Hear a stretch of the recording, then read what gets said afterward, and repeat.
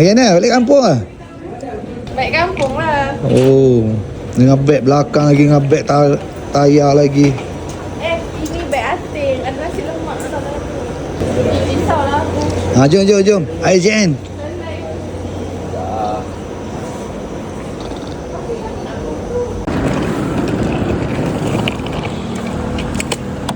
Oh, aku tak lock. Ya, betul. Nah. Letak dia. Oh, gila. Hijau aku tu RM30 dapat seminggu ya.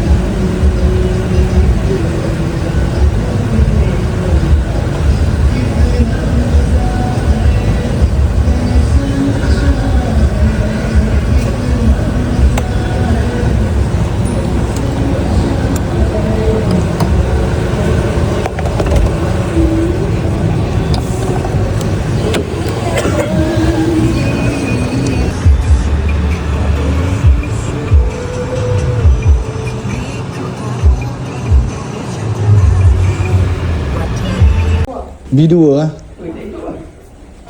B2.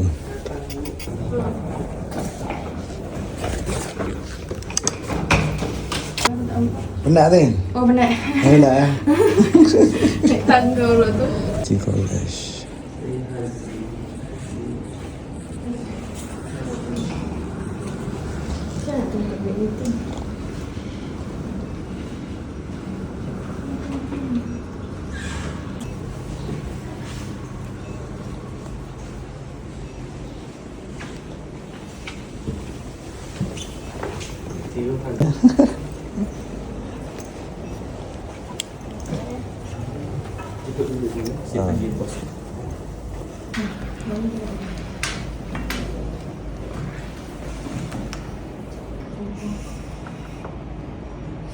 Badin, Prof nak trial biru trial kan? Logo tu Sulam lah. Logo je kita sulam. Tapi it won't be suitable kan? Itu lah. Dia tak.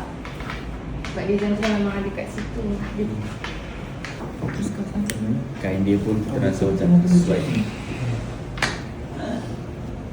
tak boleh dapat exactly sama dengan design. So option kita. Tapi bukan ni. Tak, dia tak nak ni. Dia tak nak ni. Warna biru gelap. Biru gelap. Pergi panggil siapa sekarang pada anak kita? Baruza. Beberapa orang. Dia colour ni lah option. Something. Tu kalau kita tu.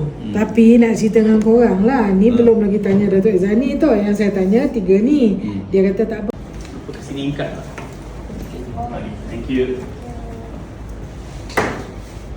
Okay, dia kat kau je.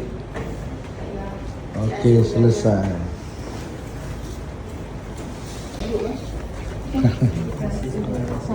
Saya kencatkan. Terima kasih.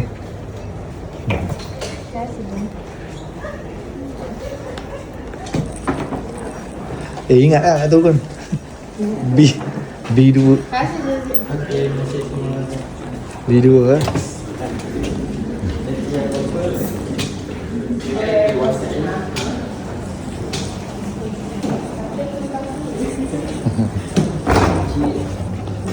Dia B2 tak boleh turun kan?